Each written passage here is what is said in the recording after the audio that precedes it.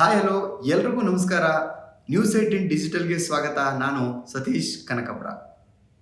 2025 women's world cup ಶುರುವಾದಾಗ ನಮ್ಮ ಮಹಿಳೆಯರು, ನಮ್ಮ ತಂಡದ ಆಟಗಾರ್ತಿಯರು ಖಂಡಿತವಾಗ್ಲೂ ಈ ವರ್ಷ ವರ್ಲ್ಡ್ ಕಪ್ನ ಗೆದ್ದೇ ಗೆಲ್ತಾರೆ ಅನ್ನುವಂಥ ಒಂದು ನಂಬಿಕೆ ಕ್ರಿಕೆಟ್ ಅಭಿಮಾನಿಗಳಲ್ಲಿತ್ತು. ಅದಕ್ಕೆ ಪೂರಕವಾಗಿ ಅವರ ನಮ್ಮ ಮಹಿಳಾ ತಂಡದ ಒಂದು ಶುರು ಏನಿತ್ತು, ಅದ್ಭುತವಾದಂತಹ ಒಂದು ಓಪನಿಂಗ್ ಸಿಕ್ತು. ಶ್ರೀಲಂಕಾ ವಿರುದ್ಧ ಮೊದಲ ಜಯ ಗಳಿಸುವ ಮುಖಾಂತರ ಒಂದು ವರ್ಲ್ಡ್ ಕಪ್ನಲ್ಲಿ ಗೆಲುವಿನ ಅಭಿಯಾನವನ್ನು ಶುರು ಮಾಡಿದರು.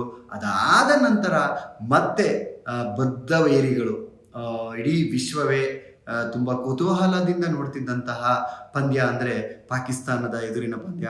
ಆ ಪಂದ್ಯದಲ್ಲೂ ಕೂಡ ನಮ್ಮ ಕ್ರಿಕೆಟ್ ಪ್ಲೇಯರ್ಸ್ ಏನಿದ್ದಾರೆ, ನಮ್ಮ ಮಹಿಳಾ ಆಟಗಾರರು ಅದ್ಭುತವಾದಂಥ ಒಂದು ಸಂಘಟಿತ ಹೋರಾಟದ ಮುಖಾಂತರ ಬದ್ಧ ವೈರಿಗಳಿಗೆ ಬಗ್ಗು ಬಡಿಯುವ ಮುಖಾಂತರ ಸೆಮಿಫೈನಲ್ ಆದಿಯಲ್ಲಿ ಒಂದು ಹೈವೇನ ಸೃಷ್ಟಿ ಮಾಡ್ಕೊಂಡಿದ್ರು. ಆದರೆ ಆ ಹೈವೇಯಲ್ಲಿ ಮೊದಲ ಒಂದು ಆಕ್ಸಿಡೆಂಟ್ ಆಗಿದ್ದು ಸೌತ್ ಆಫ್ರಿಕಾದ ಮೇಲಿನ ಒಂದು ಪಂದ್ಯದಲ್ಲಿ. ನಿರ್ಭೀತ, ನಿಷ್ಪಕ್ಷಪಾತ, ವಿಶ್ವಾಸಾರ್ಹ ಸುದ್ದಿಗಳಿಗೆ ಮತ್ತೊಂದು ಹೆಸರಾಗಿರುವಂತ ನ್ಯೂಸ್ 18 ಕನ್ನಡ ಈಗ ಆಪ್ನಲ್ಲೂ ಲಭ್ಯವಿದೆ. ದಯವಿಟ್ಟು ಇಲ್ಲಿರುವ QR ಕೋಡ್ ಅನ್ನ ಸ್ಕ್ಯಾನ್ ಮಾಡಿಕೊಂಡು ಆಪ್ ಅನ್ನ ಡೌನ್ಲೋಡ್ ಮಾಡೋದಕ್ಕೆ ಮರಿಬೇಡಿ. ನಿಮ್ಮ ಬೆಂಬಲ ಹೀಗೆ ಸದಾ ನಮ್ಮೊಂದಿಗಿರಲಿ. ಧನ್ಯವಾದ. ಆ ಒಂದು ಪಂದ್ಯದಲ್ಲಿ ನಮ್ಮ ತಂಡದ ಬಹುತೇಕ ಎಲ್ಲ ಆಟಗಾರರು ತುಂಬ ಚೆನ್ನಾಗಿ ಬ್ಯಾಟಿಂಗ್ ಮಾಡಿದ್ರು. ಆದರೆ ನಮ್ಮ ಬೌಲಿಂಗ್ ವಿಭಾಗ ಸ್ವಲ್ಪ ಕೈ ಕೊಡ್ತು. ಅಲ್ಲಿ ಒಂದು ಶುರುವಾದಂತಹ ಒಂದು ಸೋಲು ಏನಿದೆ, ಅದು ನಿಜವಾಗ್ಲೂ ಕೂಡ ನಮ್ಮ ತಂಡಕ್ಕೆ ಆಘಾತವನ್ನು ಉಂಟು ಮಾಡ್ತು.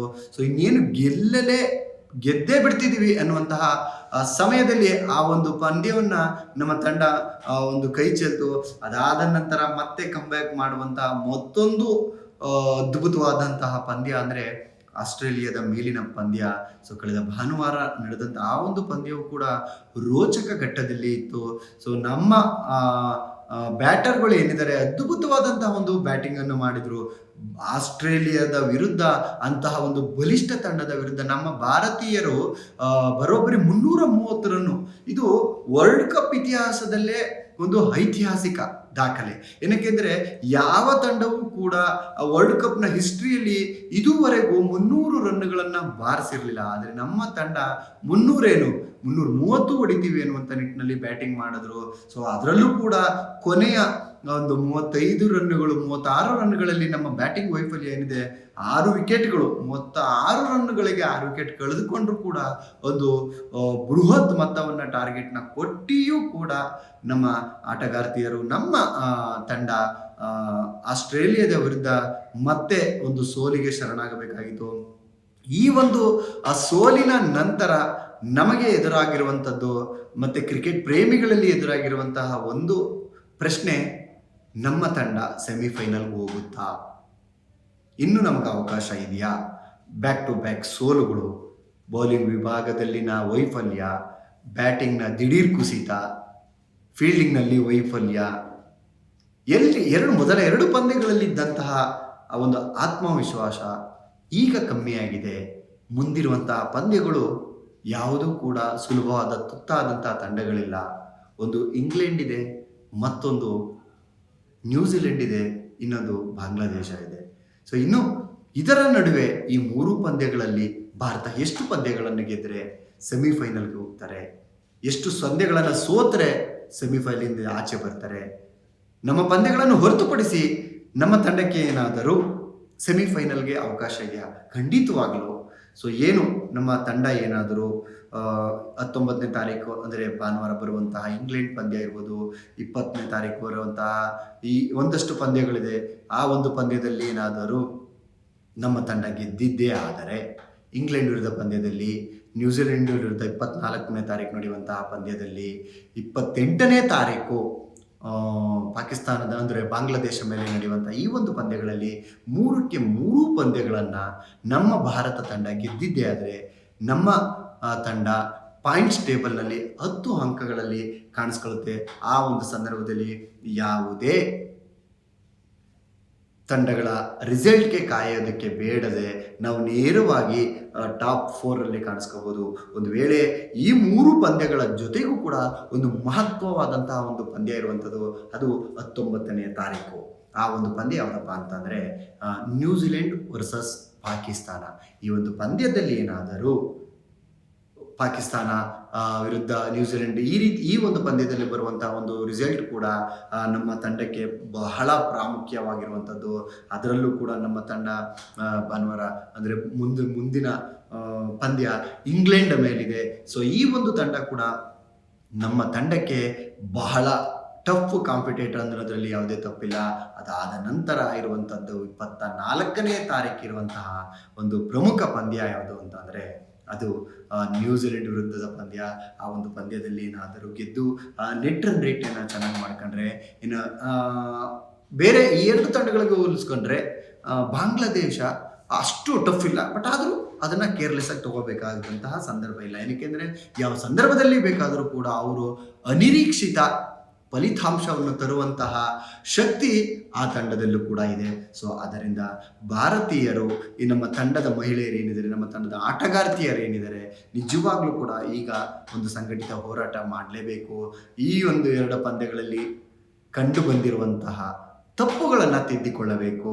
ಸೊ ನಮ್ಮ ಬೌಲಿಂಗ್ ವಿಭಾಗ ಚೆನ್ನಾಗಿ ಕೆಲಸ ಮಾಡ್ತಿದೆ, ಆದರೆ ಅನುಭವಿ ಬೌಲರ್ಗಳನ್ನು ಕೂರಿಸಿ ಈಗಷ್ಟೇ ಕ್ರಿಕೆಟ್ ಲೋಕಕ್ಕೆ ಬಂದಿರುವವರು, ಈಗಷ್ಟೇ ವರ್ಲ್ಡ್ ಕಪ್ ಆಡ್ತಿರುವಂಥವ್ರಿಗೆ ಅವಕಾಶ ಕೊಡೋದ್ರಲ್ಲಿ ತಪ್ಪಿಲ್ಲ. ಅವರು ಕ್ರಾಂತಿಗೌಡ ಇರ್ಬೋದು, ಚರಣಿ ಇರ್ಬೋದು, ಎಲ್ಲ ಚೆನ್ನಾಗಿ ಬೌಲಿಂಗ್ ಮಾಡ್ತಿದ್ದಾರೆ. ಆದರೆ ಆಸ್ಟ್ರೇಲಿಯಾ, ಇಂಗ್ಲೆಂಡ್, ನ್ಯೂಜಿಲೆಂಡ್ ಈ ರೀತಿಯಾದಂತಹ ಒಂದು ಪಂದ್ಯಗಳು ಇದ್ದಂಥ ಸಂದರ್ಭದಲ್ಲಿ ಒಬ್ಬ ಅನುಭವಿ ಬೌಲರ್ಗಳು ಕೂಡ ಬೇಕಾಗುತ್ತೆ. ಸೊ ಅನುಭವಿ ಬೌಲರ್ಗಳು ಇಲ್ವಾ? ಖಂಡಿತವಾಗ್ಲೂ ಇದ್ದಾರೆ. ನಮ್ಮ RCBಯ ಬೌಲರ್ ಯಾರಾಗ್ತಾನೆ ಗೊತ್ತಿಲ್ಲ, ರೇಣುಕಾ ಠಾಕೂರ್ ಅದ್ಭುತವಾದಂಥ ಬೌಲರ್, ವಿಕೆಟ್ ಟೇಕಿಂಗ್ ಬೌಲರ್.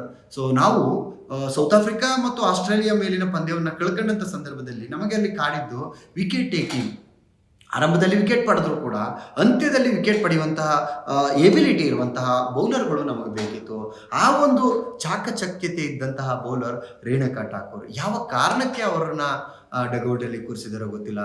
ಯಾಕಂದರೆ ಹೊಸ ಬೇರು ಹಳೆ ಚಿಗುರು, ಈ ರೀತಿಯ ಹೊಸ ಚಿಗುರು ಹಳೆ ಬೇರು ಅನ್ನುವಂಥ ಮಾತೇನಿದೆ. ಆ ರೀತಿಯಾಗಿ ಒಂದು ಅನುಭವ ಮತ್ತೊಂದು ಹೊಸ ಹುರುಪು, ಈ ಎರಡನ್ನು ಮಿಕ್ಸ್ ಮಾಡಿ ನಮ್ಮ ತಂಡ ಮುಂದಿನ ಇಂಗ್ಲೆಂಡ್ ಮತ್ತು ನ್ಯೂಜಿಲೆಂಡ್ ವಿರುದ್ಧ ಬೌಲಿಂಗ್ ವಿಭಾಗವನ್ನು ಸ್ವಲ್ಪ ಕೊಂಚ ಬದಲಾವಣೆ ಮಾಡ್ಕೊಂಡು ಹೋಗಿದ್ದೆ ಆದರೆ ಖಂಡಿತವಾಗ್ಲೂ ಯಶಸ್ಸು ಸಿಗುತ್ತೆ. ಸೊ ಇನ್ನು ಬ್ಯಾಟಿಂಗ್ ವಿಭಾಗ, ಸೊ ಹರ್ಮನ್ ಪ್ರೀತ್ ಕೌರ್ ಅವರ ಒಂದು ತಂಡ ಕಳೆದ ಒಂದು ಪಂದ್ಯ ಸೋತಾಗೂ ಕೂಡ ಅವರು ಕೂಡ ಬ್ಯಾಟಿಂಗ್ ವೈಫಲ್ಯದ ಬಗ್ಗೆ ಮಾತನಾಡಿದರು. ಖಂಡಿತವಾಗ್ಲೂ ಅದು ದುರಂತ. 36 ರನ್ಗಳಿಗೆ ಆರಂಭದಲ್ಲಿ 110ಕ್ಕೂ ಹೆಚ್ಚು ರನ್, ಅದ್ಭುತವಾದಂಥ ಒಂದು ಓಪನಿಂಗ್ ಪಾರ್ಟ್ನರ್ಶಿಪ್ಪು.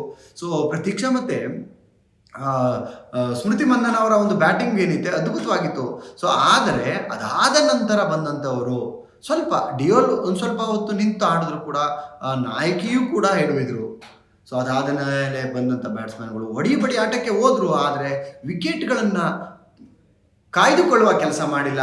ಅದರ ಪ್ರತಿಫಲವಾಗಿ ಇನ್ನು 8 ಬಾಲುಗಳು ಬಾಕಿ ಇರುವಾಗಲೇ ಆಸ್ಟ್ರೇಲಿಯಾ ವಿರುದ್ಧ ನಮ್ಮ ಮಹಿಳಾ ಆಟಗಾರರು ಸರ್ವಪತನ ಆದರು. ಅದು ಕೂಡ ಒಂದು ಸೋಲಿಗೆ ಕಾರಣ. ಸೊ ಒಂದು ಓವರ್ ಮುಂಚಿತವಾಗಿ ನಾವು ಪಂದ್ಯವನ್ನು ಸೋಲ್ತೀವಿ, ಒಂದು ಓವರ್ ಇನ್ನೂ 6 ಬಾಲ್ ಬಾಕಿ ಇರುವಾಗ ಅವರು ಹೊಡಿತಾರೆ. ಒಂದು ವೇಳೆ ಏನಾದರೂ ನಮ್ಮ ತಂಡ ಆ 8 ಬಾಲುಗಳನ್ನು ಆಡಿದ್ದಿದ್ರೆ ಮಿನಿಮಮ್ ಒಂದು 10ರಿಂದ 15 ರನ್ಗಳನ್ನು ಗಳಿಸಿದ್ದೇ ಆಗಿದ್ರೆ ಆ ಒಂದು ಪಂದ್ಯವನ್ನು ಕೂಡ ನಾವು ವಶಪಡಿಸ್ಕೊಳ್ಬೋದಾಗಿತ್ತು. ಆಗ ನಮಗೆ ಸೆಮಿಫೈನಲ್ನ ಆತಂಕ ಇರಲಿಲ್ಲ. ಸೊ ಆದರೆ ಈ 2 ವೈಫಲ್ಯಗಳು, ಬೌಲಿಂಗ್ ಮತ್ತು ಬ್ಯಾಟಿಂಗ್ನ ವೈಫಲ್ಯಗಳನ್ನು ನಮ್ಮ ತಂಡ ಮುಂಬರುವಂತಹ ಇಂಗ್ಲೆಂಡ್ ಇರ್ಬೋದು, ನ್ಯೂಜಿಲೆಂಡ್ ಇರ್ಬೋದು ಅಥವಾ ಬಾಂಗ್ಲಾದೇಶ, ಈ 3 ಪಂದ್ಯಗಳಲ್ಲಿ ಅದನ್ನು ತಿದ್ದಿಕೊಂಡು ಆ ಒಂದು ಸಂಘಟಿತ ಮೊದಲ 2 ಪಂದ್ಯಗಳಲ್ಲಿ ಬಂದಿದ್ದಂಥ ಆಟ, ಆ ಒಂದು ಆತ್ಮವಿಶ್ವಾಸ ನಮ್ಮ ಆಟಗಾರ್ತಿಯರಲ್ಲಿ ಮತ್ತೆ ಕಂಡು ಬಂದರೆ ಈ ವರ್ಷ ನಮ್ಮ ತಂಡ ಸೆಮಿಫೈನಲ್ಗೆ ಹೋಗೋದ್ರಲ್ಲಿ ಯಾವುದೇ ಡೌಟ್ ಇಲ್ಲ. ವರ್ಲ್ಡ್ ಕಪ್ನ ಗೆಲ್ಲುತ್ತೆ ಅನ್ನುವಂಥ ಎಷ್ಟೋ ಭಾರತೀಯರ ಕನಸಿಗೆ ಅವರು ನೀರೆರೆಯೋದ್ರಲ್ಲಿ ಯಾವುದೇ ರೀತಿಯಾದಂಥ ಅನುಮಾನ ಇಲ್ಲ. ಸೊ ಅಗೈನ್ ಇಂಗ್ಲೆಂಡ್ ವಿರುದ್ಧ ಇದು ಕೂಡ ಒಂದು ಮಹತ್ವವಾದಂಥ ಒಂದು ಪಂದ್ಯ. ಸೊ ಈ ಒಂದು ಪಂದ್ಯದಲ್ಲಿ ನಮ್ಮ ತಂಡ ಕಮ್ ಬ್ಯಾಕ್ ಮಾಡಲಿ, ನ್ಯೂಜಿಲೆಂಡ್ ವಿರುದ್ಧನೂ ಗೆಲ್ಲಿ, ಬಾಂಗ್ಲಾವನ್ನು ಸೋಲಿಸಲಿ, ಸೆಮಿಫೈನಲ್ಗೆ ಬರಲಿ ಅನ್ನೋದೇ ನಮ್ಮ ಕೋಟ್ಯಾಂತರ ಭಾರತೀಯರ ಆಶಯ ಆಗಿರುವಂಥದ್ದು. ಇದು ನಮ್ಮ ಇವತ್ತಿನ ಡಿಜಿಟಲ್ನ ವಿಶೇಷ. ಸೊ ನಾಳೆಯೂ ಕೂಡ ಇದೇ ರೀತಿಯಾದಂಥ ಒಂದು ಸ್ಪೆಷಲ್ ಕಂಟೆಂಟ್ ಮುಖಾಂತರ ನಾನು ನಿಮ್ಮ ಮುಂದೆ ಬರ್ತೀನಿ. ಅಲ್ಲಿ ತನಕ ನೋಡ್ತಾ ಇರಿ News18 ಕನ್ನಡ. ಜಾಲ ನಮ್ಮದು, ಬಲ ನಿಮ್ಮದು. ನಿರ್ಭೀತ, ನಿಷ್ಪಕ್ಷಪಾತ, ವಿಶ್ವಾಸಾರ್ಹ ಸುದ್ದಿಗಳಿಗೆ ಮತ್ತೊಂದು ಹೆಸರಾಗಿರುವಂತ News18 ಕನ್ನಡ ಈಗ ಆಪ್ನಲ್ಲೂ ಲಭ್ಯವಿದೆ. ದಯವಿಟ್ಟು ಇಲ್ಲಿರುವ QR ಕೋಡ್ ಅನ್ನ ಸ್ಕ್ಯಾನ್ ಮಾಡಿಕೊಂಡು ಆಪ್ ಅನ್ನ ಡೌನ್ಲೋಡ್ ಮಾಡೋದಕ್ಕೆ ಮರಿಬೇಡಿ. ನಿಮ್ಮ ಬೆಂಬಲ ಹೀಗೆ ಸದಾ ನಮ್ಮೊಂದಿಗಿರಲಿ. ಧನ್ಯವಾದ.